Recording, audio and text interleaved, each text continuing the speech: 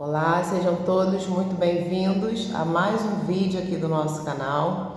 Hoje nós vamos continuar o nosso especial Paulo, preparado para sofrer. Hoje nós chegamos ao episódio número 6, pelas minhas contas, e hoje nós vamos ver o que o texto de Atos dos Apóstolos, capítulo 14, nos diz a respeito da movimentação do apóstolo Paulo, levando a palavra de Deus entre os gentios. Lembrando que os gentios são o povo que não faz parte de Israel, são os outros povos. Então, quando a Bíblia ela traz essa denominação, digamos assim, traz essa referência, gentios, são os outros povos que não os judeus, não o povo de Israel. E Paulo estava ali fazendo uma grande movimentação entre os gentios, levando a palavra de Deus, levando a salvação em Cristo Jesus para outros povos. E nós vimos até aqui nos últimos vídeos as dificuldades que Paulo começou a ter por conta, obviamente, o inimigo usando pessoas para tentar impedir que ele continuasse com aquilo que Deus tinha dado a ele como missão. Nós fizemos em alguns vídeos até mesmo uma reflexão, não comparando, obviamente, porque o sofrimento de Jesus não pode ser comparado ao sofrimento de ninguém, mas fazendo uma reflexão acerca de como Jesus era perseguido quando ele estava aqui na terra enquanto um homem carnal, ser humano, e a maneira como os seus discípulos, depois que Jesus volta aos céus, são perseguidos também. Ele mesmo já tinha avisado: se perseguiram a mim, o mestre de vocês, a vocês perseguirão também, porque os discípulos não são maiores do que o seu mestre. Então Paulo, ele começou a ter muitas dificuldades, muitas provações, em muitos momentos ele sofreu ali uma grande ameaça de morte por estar levando a palavra de Deus, por estar afirmando e testemunhando que Jesus era sim o Filho de Deus e que morreu naquela cruz para salvar a todos nós. Então nós vemos que à medida em que Paulo vai avançando nas pregações, à medida em que mais pessoas vão dando ouvidos, mais dificuldades ele vai encontrando.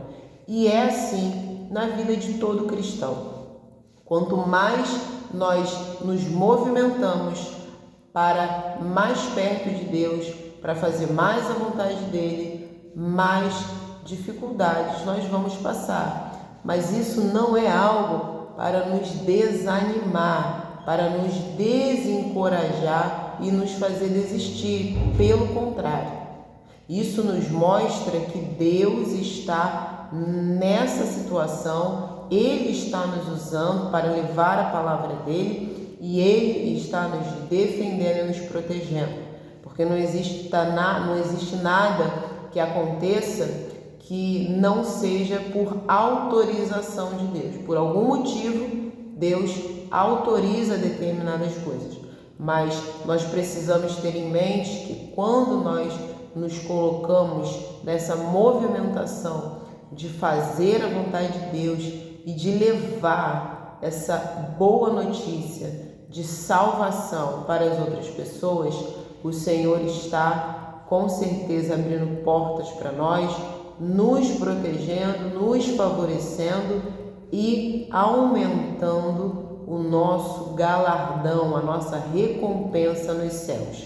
Então hoje nós vamos ler no livro Atos dos Apóstolos. Para quem não conhece, fica no final da Bíblia, no Novo Testamento. Hoje nós vamos começar o capítulo 14. Nós vamos ler até o versículo 7. E nós vamos ver nesse momento esse texto, o que ele vai falar a respeito da movimentação evangelística do apóstolo Paulo. Então está escrito assim: em Icônio, Paulo e Barnabé entraram juntos na sinagoga judaica e falaram de tal modo que veio a crer grande multidão, tanto de judeus como de gregos. Mas os judeus incrédulos incitaram e irritaram os ânimos dos gentios contra os irmãos. Entretanto, demoraram-se ali muito tempo, falando ousadamente no Senhor, o qual confirmava a palavra da sua graça, concedendo que por mão deles se fizessem sinais e prodígios. Mas dividiu-se o povo da cidade. Uns eram pelos judeus, outros pelos apóstolos. E como surgisse um tumulto dos judeus, dos gentios e judeus, associados com as suas autoridades, para os ultrajar e apedrejar, sabendo eles, fugiram para Listra e Derbe, cidades da Licaônia e circunvizinhança, onde anunciaram o Evangelho. Então, novamente, nós vamos ver aqui dificuldades no ministério evangelístico do apóstolo Paulo. Aqui ele ainda estava também com o Barnabé. Eles estão aqui num lugar chamado Icônio e eles entram juntos ali numa sinagoga judaica. O texto vai dizer que da maneira como eles falaram, aquela credibilidade, aquele testemunho acerca das coisas de Deus e de Jesus Cristo, o texto diz que grande multidão veio a crer naquilo que eles estavam falando, tanto os judeus como até mesmo os gregos.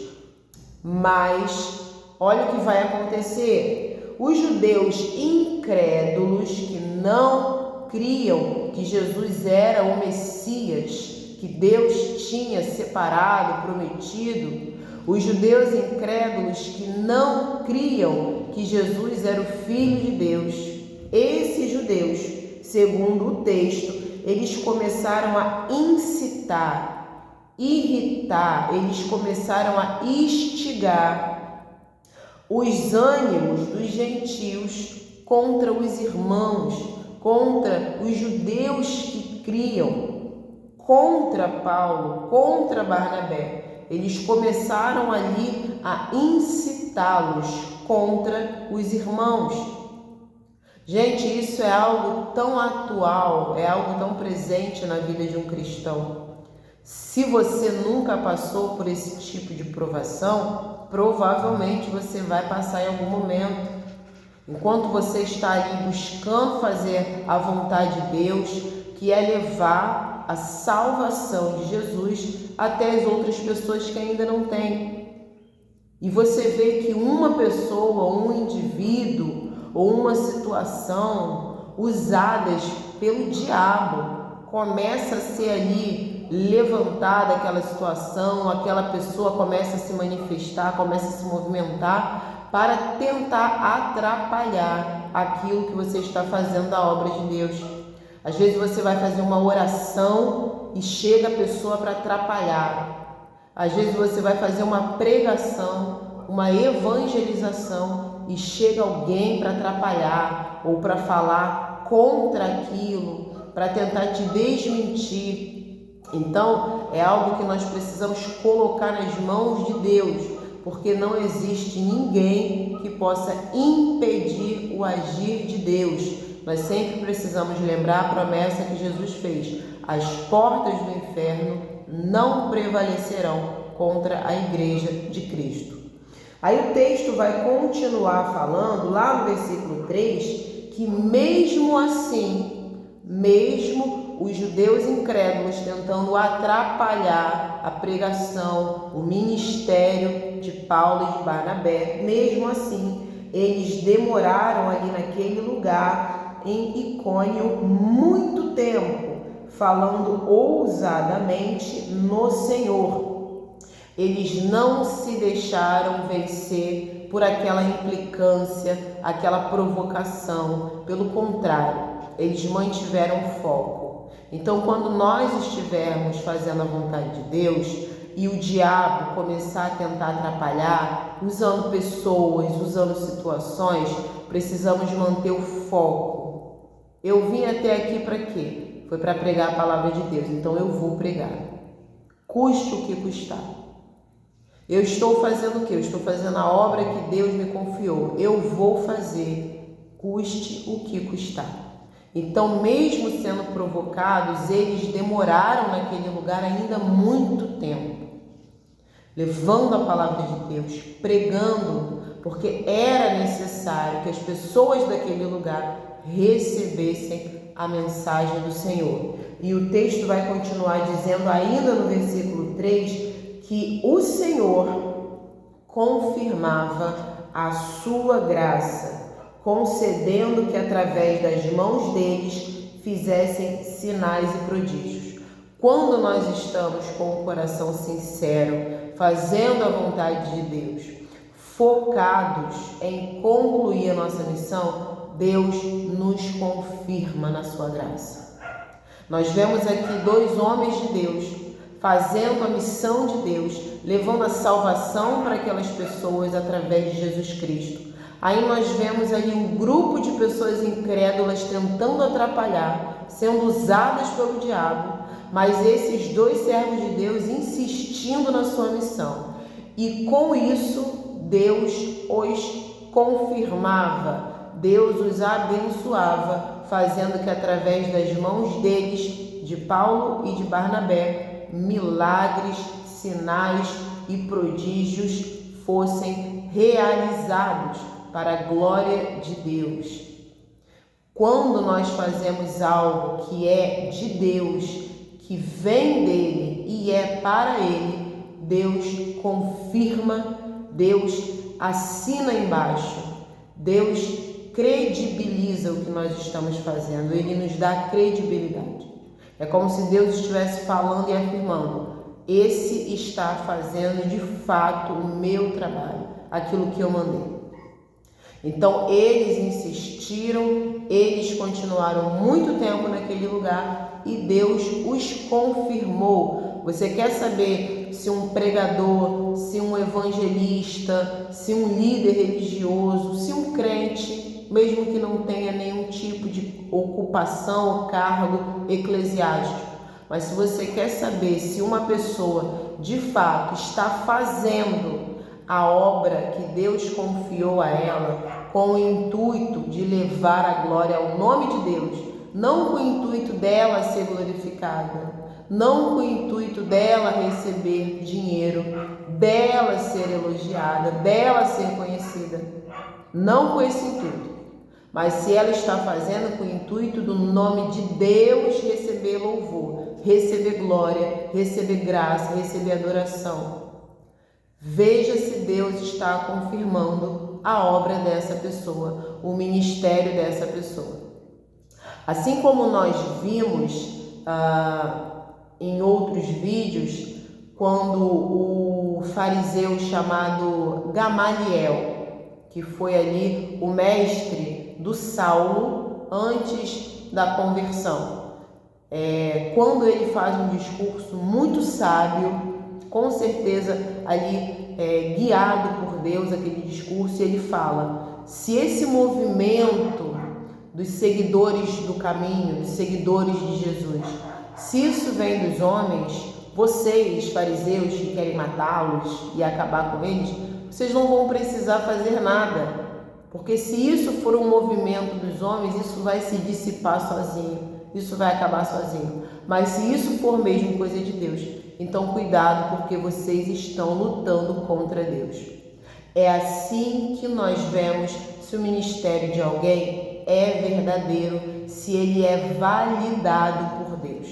Se é algo do homem, se é algo para trazer mérito e honra e glória, poder ao homem, aquilo ali vai acabar sozinho. E detalhe, vai acabar com vergonha e humilhação para aquela pessoa, porque ela estava buscando usar o nome de Deus, usar a palavra de Deus para ela mesma ser adorada, ser reconhecida e receber benefícios.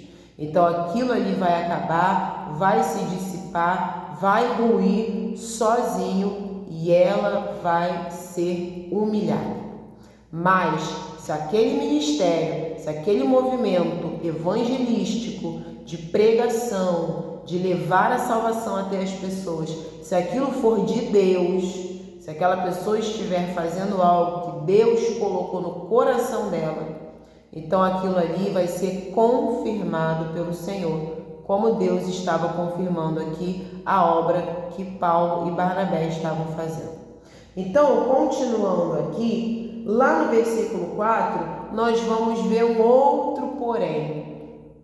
O inimigo, ele não se conforma quando ele vê o reino de Deus expandindo sobre essa terra. Satanás sabe que ele já é derrotado. Ele sabe que ele já é condenado. Ele já tem o lugar dele preparado na eternidade, lugar de sofrimento, lugar onde arde fogo e enxofre.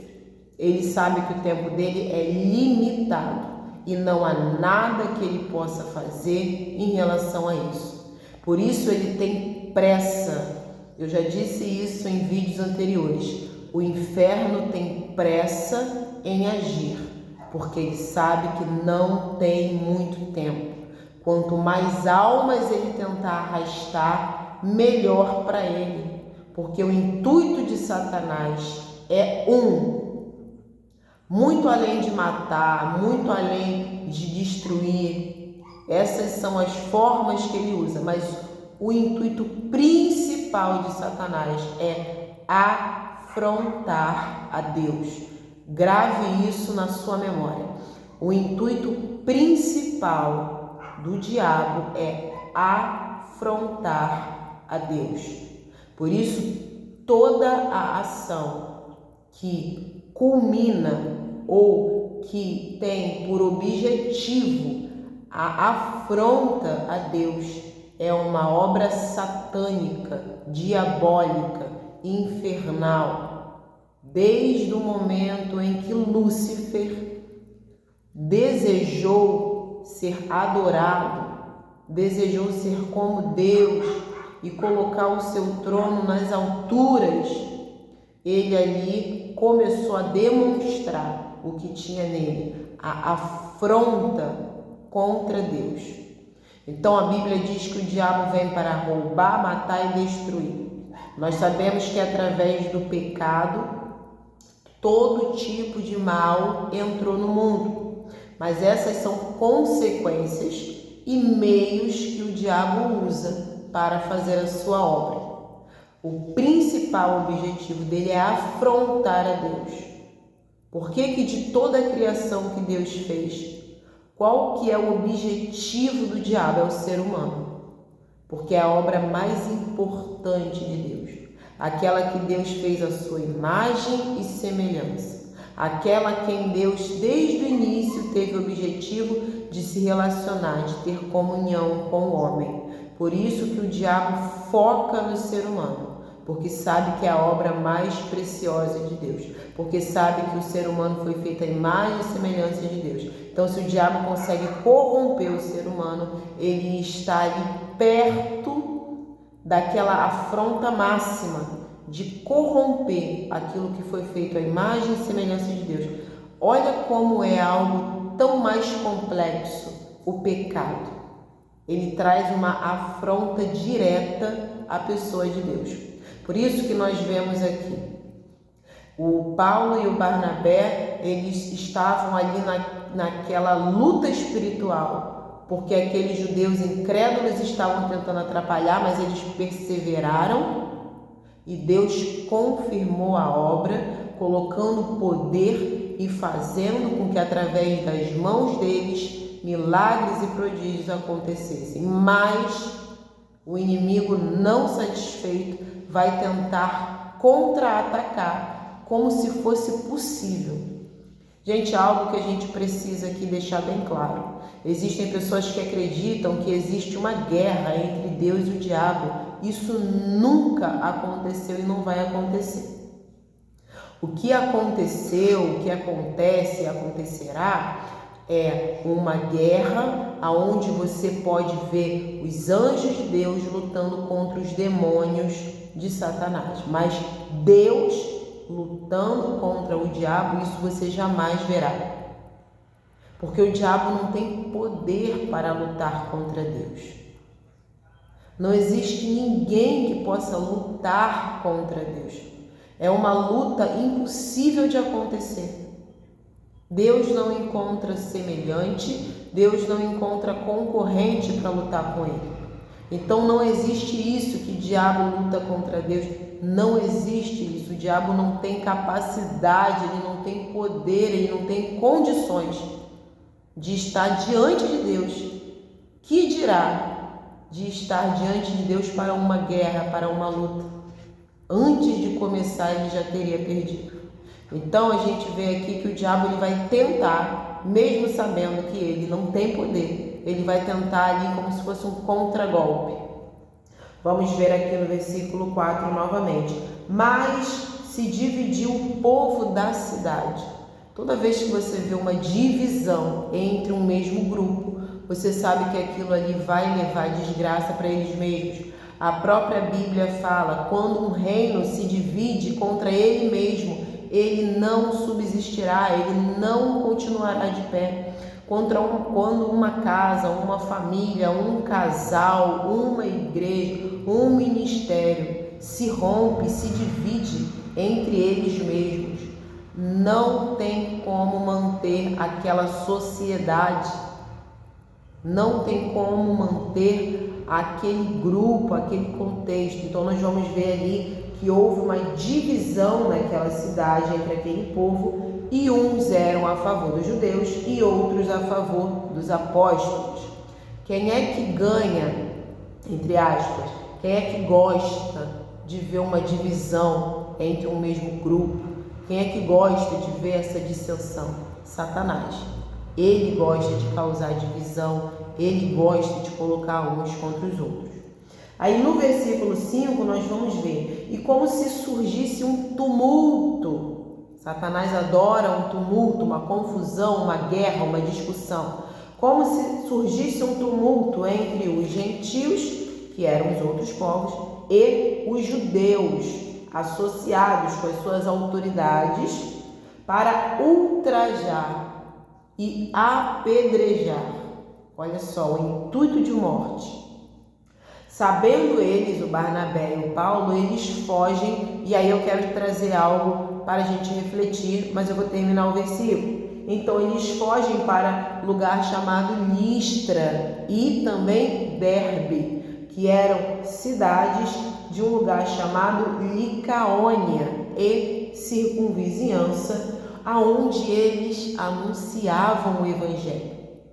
Nada disso foi capaz de fazer Paulo e Barnabé pararem de anunciar a palavra de Deus. Agora eu quero voltar aqui aonde está escrito que eles, sabendo que queriam apedrejá-los, eles fugiram. Gente, o mundo onde nós vivemos, ele nos mostra por muitas formas que nós não devemos fugir jamais. Fugir é algo de covarde. Você deve enfrentar sempre todos, tudo e todos, de peito aberto. Se você foge, independente da situação, você é um covarde. É isso que o mundo que nós vivemos nos mostra em todos os momentos. Agora veja só que curioso. O próprio Jesus Cristo fugiu. O próprio Jesus fugiu. Tem texto no Evangelho, e eu agora peço perdão porque isso me veio agora na mente, Deus me trouxe isso e eu não tive a expertise, né? A disciplina de anotar isso antes. Eu peço perdão a vocês, mas existe no Evangelho um momento em que nós vemos Jesus fugindo porque também queriam matá-lo. Então Jesus sai daquele lugar, foge, vai para um outro lugar mais sossegado, mais seguro para ele naquele momento. Nós vemos também no Antigo Testamento Moisés fugindo da presença de Faraó quando este queria matá-lo, então Moisés foge para o deserto. Nós vemos no Antigo Testamento também um homem de Deus também, o profeta Elias foge de Jezabel quando ela faz uma promessa de morte a ele, quando ela jura ele de morte.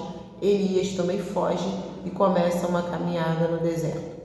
Aqui nós estamos vendo Paulo e Barnabé, também homens de Deus, fugindo e indo para um outro lugar porque queriam apedrejá-los. Veja só, tantos contextos diferentes. O próprio rei Davi, homem segundo o coração de Deus, foge também da presença de Saul, enquanto Saul ainda era rei, porque Saul também queria matá-lo. E Davi fica um tempo escondido dentro de uma caverna. Veja quantos contextos nós vemos de fugas num momento de muita incerteza, um momento de falta de segurança, um momento onde a chance de ser morto era grande.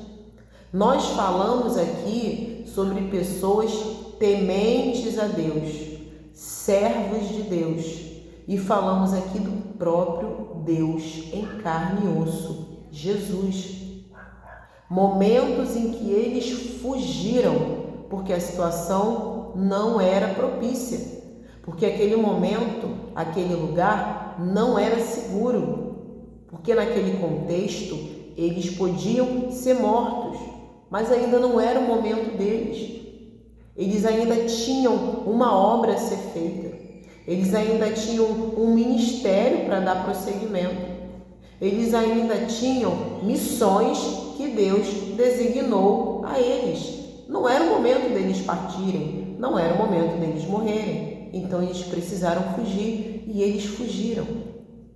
Homens de Deus, eu falei aqui de Moisés, eu falei de Elias, eu falei de Davi, eu falei de Paulo, falei de Barnabé e falei do próprio Jesus, que em momentos específicos fugiram porque estavam respirando o perigo de serem assassinados. Nesse mundo que nós vivemos, nós ouvimos o tempo todo que você tem que ser valente, você tem que ser brabo, tem que ser corajoso, você não pode fugir porque se você foge, você é um covarde. Mas olha quantos episódios verídicos, legítimos que nós vemos na Bíblia, de homens corajosos. Davi matou leão, matou urso, matou gigante, matou homens nas guerras. Um homem segundo o coração de Deus. Elias matou os profetas de Baal. Elias era um homem corajoso, servo de Deus. Moisés matou o egípcio, matou outros nas guerras. Homem de luta, ele era um grande soldado enquanto príncipe do Egito.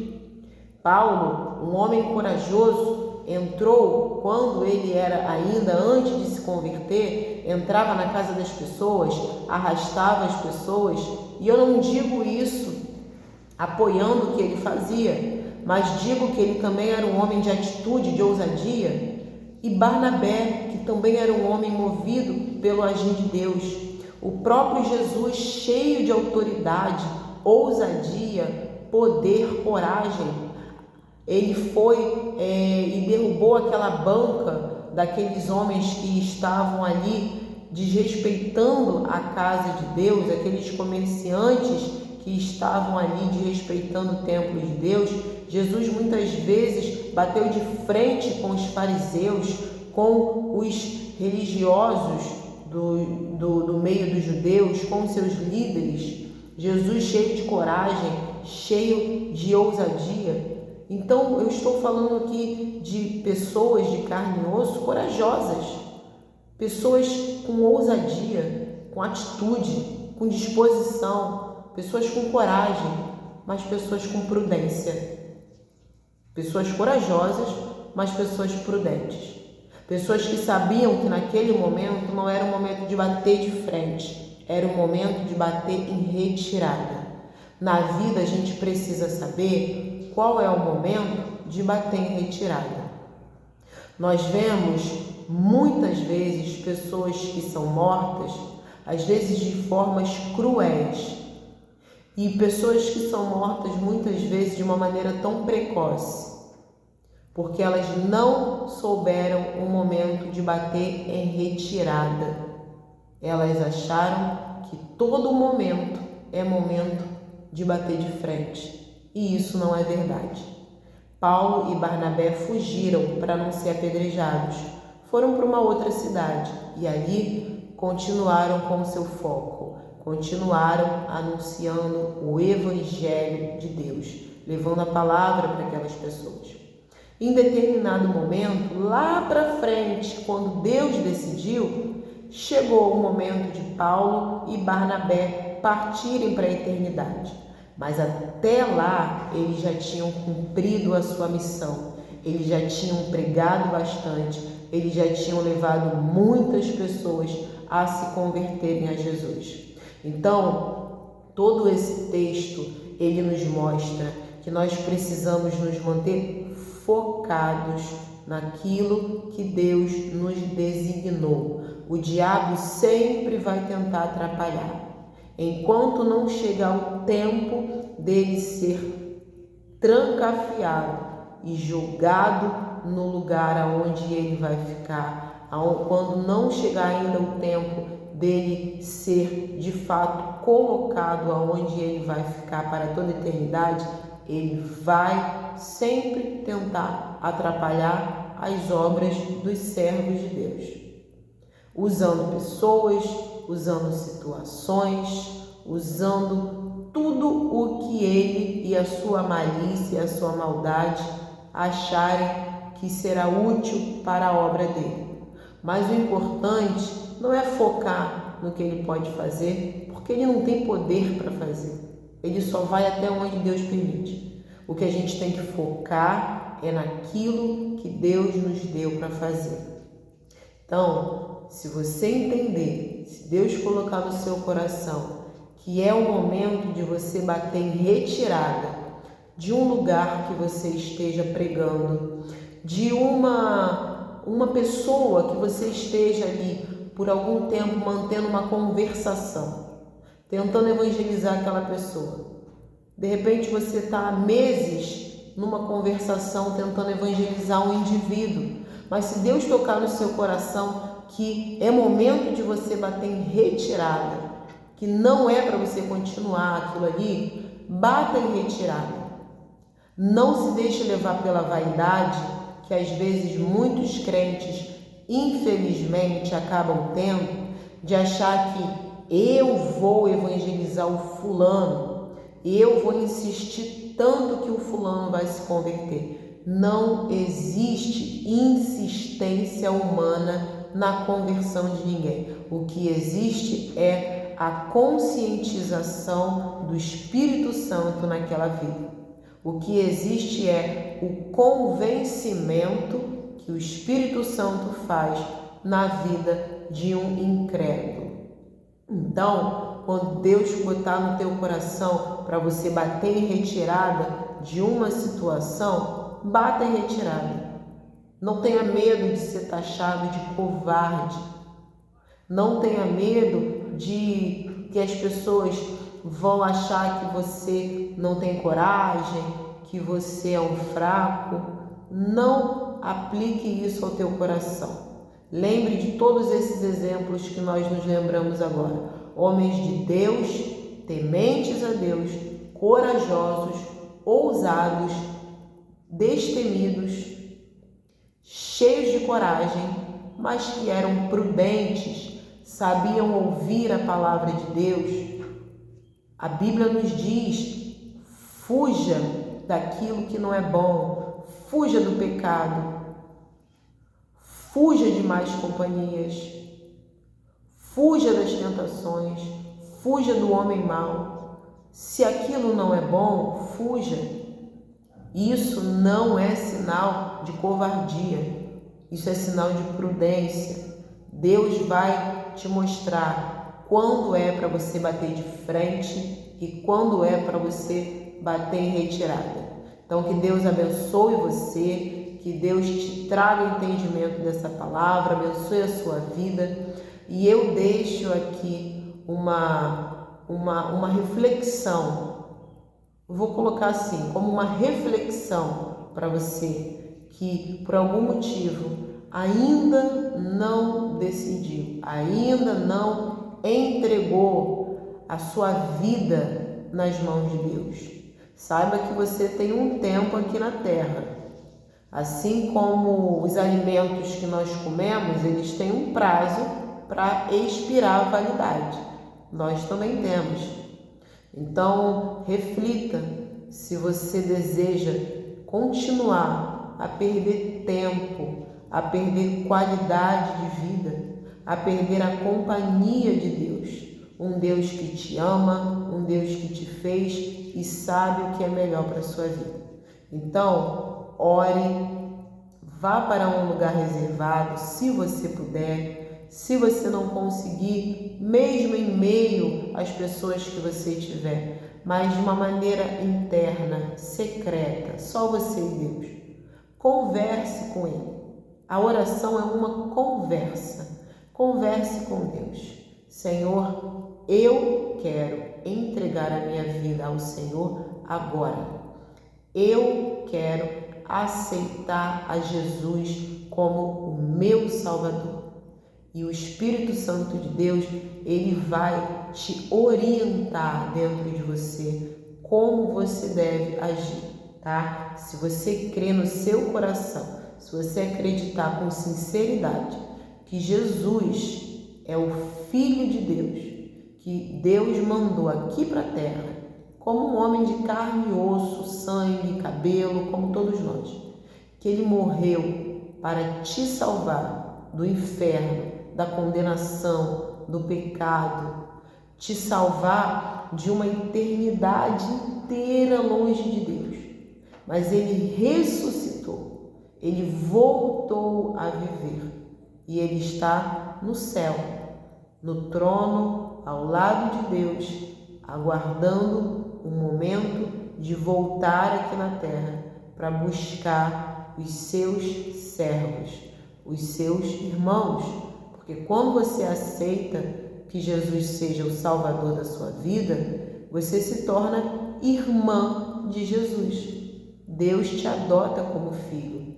Então, se você deseja isso para a sua vida, faça isso nesse momento. Se você estiver no seu trabalho, no metrô, no trem, no ônibus, no carro, a pé, na bicicleta, na faculdade, na escola, em casa, se porventura esse vídeo chegar em algum presídio, a gente sabe que isso pode acontecer em algum lugar do mundo.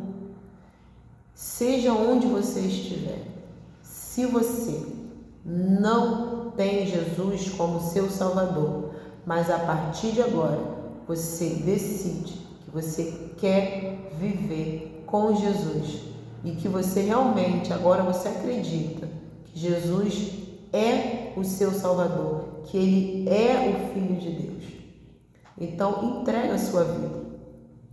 Se você estiver numa situação que você não possa emitir um som, que você não possa verbalizar, não tem problema nenhum. Dentro de você, de uma maneira secreta, que só Deus vai ouvir, fale: Senhor, eu creio. Jesus é o Filho de Deus e Ele morreu para me salvar.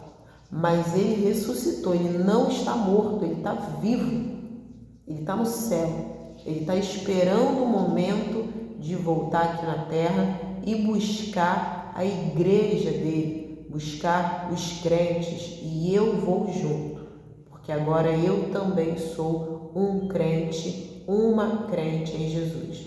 Se você crê no seu coração e se você confirma isso com a sua boca, mesmo que internamente, a partir de agora, você recebe o Espírito Santo de Deus, ele vai começar a agir em você.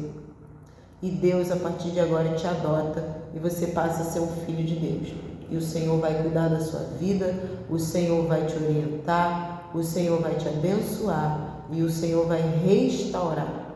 Ele vai consertar coisas na sua vida que você achava que não tinha mais jeito. Não tem mais jeito. Mas Deus pode fazer muito mais do que a sua imaginação pode te mostrar. Então, que Deus abençoe a sua vida, Deus abençoe a sua decisão. E caso você, em algum momento do passado, já entregou a vida para Deus, que você já aceitou Jesus como seu Salvador, talvez você até já tenha sido batizado, talvez você até já tenha sido membro de uma igreja, talvez você até tivesse um cargo na igreja, você talvez fez parte do grupo de oração, você fez parte do grupo de evangelismo, você ia na rua evangelizar, talvez você participava das capelanias, você ia nos hospitais, nos presídios, talvez você era de um coro, você era do grupo de louvor e você cantava para Deus nos coros da igreja. Talvez você ajudava nas cantinas preparando a comida, talvez você pregava, talvez você tenha sido ordenado como um pastor, ou você é um ministro, não sei, mas por algum motivo você se afastou da igreja, por algum motivo você esfriou. Saiba e lembre-se, porque você já estudou a Bíblia e você sabe disso, então se lembre da história do filho pródigo, de como ele ficou temeroso, envergonhado, com medo de voltar para a casa do pai, a ponto dele dizer, bom, agora eu não posso mais ser um filho, então eu me contento em ser um empregado, só para eu ter um pouco de comida, um teto sobre a minha cabeça. Mas o que aconteceu quando ele chegou perto de casa? O pai, vendo ele se aproximar, se enche de alegria. Manda que os seus empregados tragam roupa, anel, sapato, matem o melhor novilho para fazer uma grande festa, porque o seu filho que estava morto voltou a viver. O seu filho que estava perdido foi achado.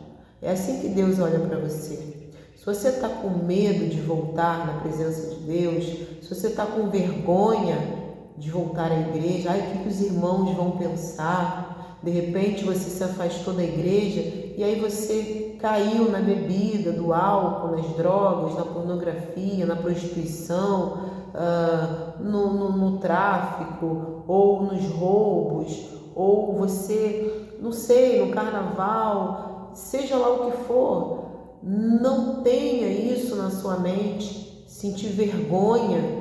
O que os irmãos vão pensar se eu voltar para a igreja? Eu me afastei da igreja, eu engravidei, como que eu vou voltar? Imagina a vergonha, imagina o escândalo. Lembre, todos pecaram e foram afastados e perderam a graça de Deus. Todos pecaram. Muitos irmãos que permanecem dentro da igreja, infelizmente, estão cometendo pecado, mas eles estão ali, na hipocrisia, sem que ninguém saiba, sem que ninguém veja, mas Deus está vendo. Então, precisa entender você que o seu compromisso é com Deus em primeiro lugar.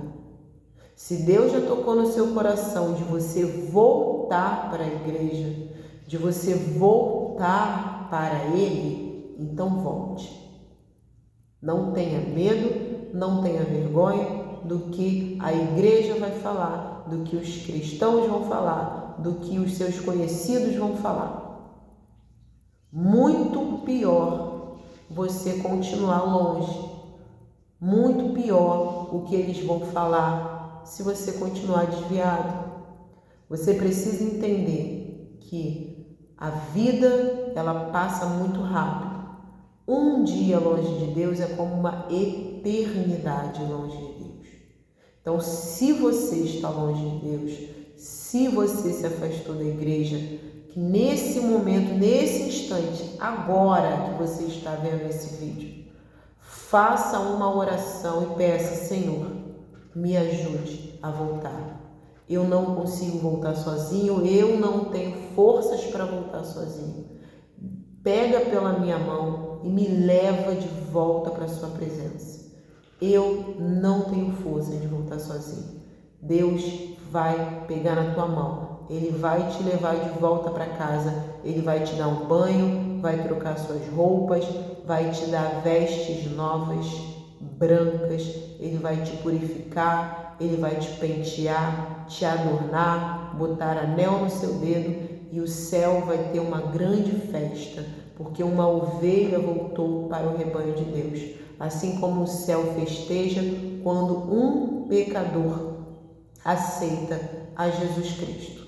Então, tenha essa palavra na sua vida nesse momento, porque um dia longe de Deus é como uma eternidade longe do Senhor. Que Deus te abençoe, mande esse vídeo para outras pessoas e, se Deus permitir, até os próximos vídeos.